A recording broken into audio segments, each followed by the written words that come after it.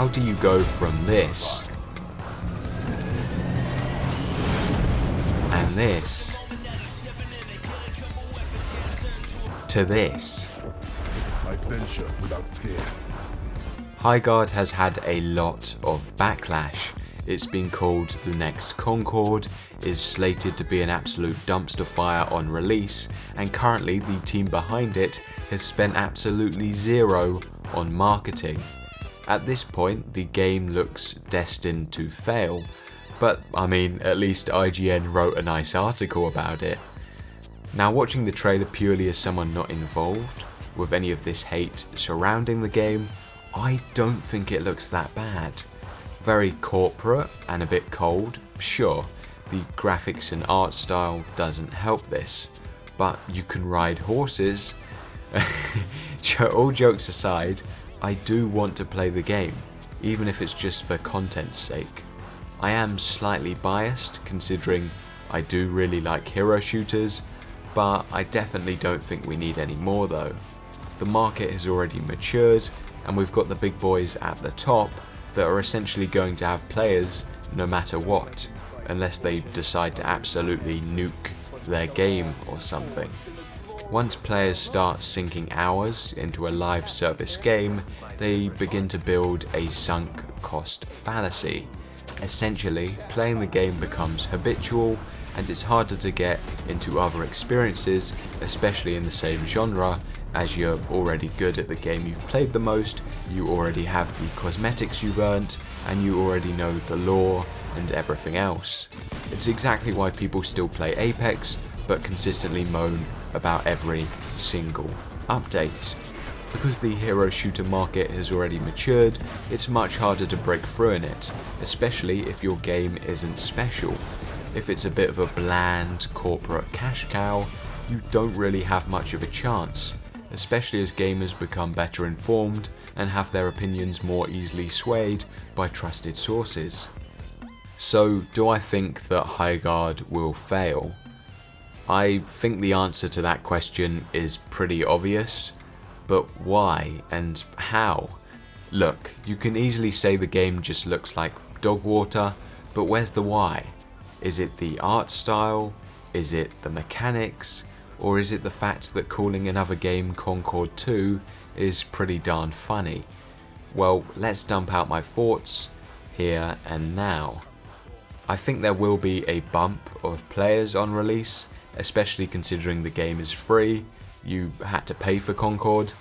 The shadow marketing also seems to be working. For anyone that didn't know, Apex Legends was just dropped. There was no hype or announcement. One moment it didn't exist, and the next, everyone was playing it. I'm guessing being as the studio behind Highguard claims to have people that worked on Titanfall and Apex, maybe they tried replicating the same strategy. I mean, apparently they didn't even pay for that spot at the Game Awards, so it's possible that they planned for it to shadow drop, and then when they were offered that free slot, just went for it. I guess a freebie is a freebie. It turns out they tried to get the game to leak as well, but no one cared, so it just didn't. This could all be hearsay, you know what the internet's like, but it's pretty darn funny regardless. But no matter whether this was all planned or not, there is a certain amount of attention on the game, primarily from YouTubers and streamers taking the piss out of it. But in this day and age, it's becoming increasingly more apparent that all attention, whether negative or positive, can be monetized. So we will have to wait and see if Highguard manages to crawl itself out of the dark pit it's currently in. I also think it's a very unique combination of factors that have led to everyone wanting to trash it. First off, the announcement. The Game Awards are known for announcing a lot of games. It's a guaranteed way to get eyeballs on your new trailer, so it's often a no-brainer to drop your game during the show. However, there's only a few times every year where trailers get drops like this, so the hype is real. Some fans have been waiting a decade for a sequel to drop in their favourite game series, And if companies are consistently making games that no one wants to play, instead of working on stories and IPs that are already popular, it'd piss me off as well. And I don't mean rehashing popular cash cow IPs for no reason and refusing to let them die. I mean ignoring concepts or storylines with a true dedicated fanbase that are almost guaranteed to succeed, but no one wants to put in the effort or take the risk, or even sometimes it's the investment company's fault because they block the actual studio from beginning development. So following on with this mindset, the fact it's from the makers of Titanfall and Apex really didn't appease anyone. First off, you have large boots to fill, considering the behemoth success of both of those titles, plus the fans are still waiting on Titanfall 3, so I'm sure many players felt a bit robbed. The second reason is that the trailer just isn't that good. I'm not intelligent enough to pinpoint exactly why, but if we do a trailer comparison between Highguard and Apex, only one really gets my blood pumping. I think the music is an essential choice in these things, and in the Highguard trailer, it's too soft and not snappy enough. We're talking about these super powerful wardens all fighting each other, possibly to the death, and the music is like we're having a picnic. And another thing I noticed was that in Apex's gameplay trailer, there was a lot more focus on the legends and the synergy between them. Not just their abilities, but their personalities as well. Something like that felt lacking from Highguard's. There was no charm or wit like Mirage, or the slight mental instability from Wraith. All of the characters I've seen seem pretty serious, which is not necessarily a bad thing, but we're talking about a hero shooter, not Battlefield.